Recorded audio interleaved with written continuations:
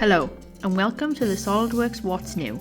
In this video we will start by taking a look at some enhancement highlights available within 2026. Working with large assemblies can be challenging.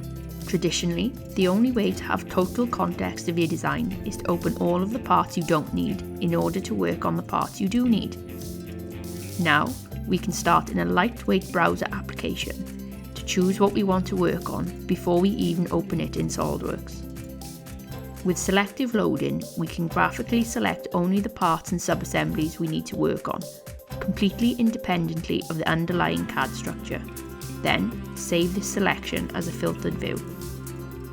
In SOLIDWORKS, instead of waiting for every component, mate, and reference to load, we can start to surgically open just the parts selected using the saved filter and begin designing straight away. This reduces open times and allows us to start designing faster with a lean and responsive workflow. It doesn't stop there. Need to isolate a specific system within your design? Filter by custom properties, maturity states, or even volumes to quickly zero in on relevant components. Once filtered, these selections can be assigned to a task, ensuring efficient design communication. This targeted approach eliminates the noise and lets us work with precision.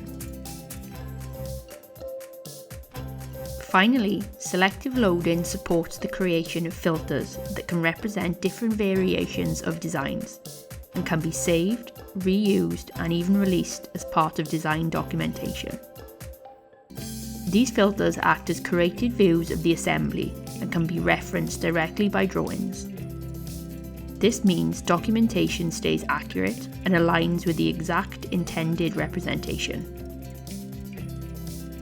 Selective loading isn't just a convenience, it is a strategic tool for modern design by enabling focused access, intelligent filtering, and built-in governance. Selective loading ensures your assemblies work for you and not the other way around. To summarise, selective loading helps to accelerate your design workflow by allowing you to choose to only open the parts and sub-assemblies you need. These filters can be customised completely.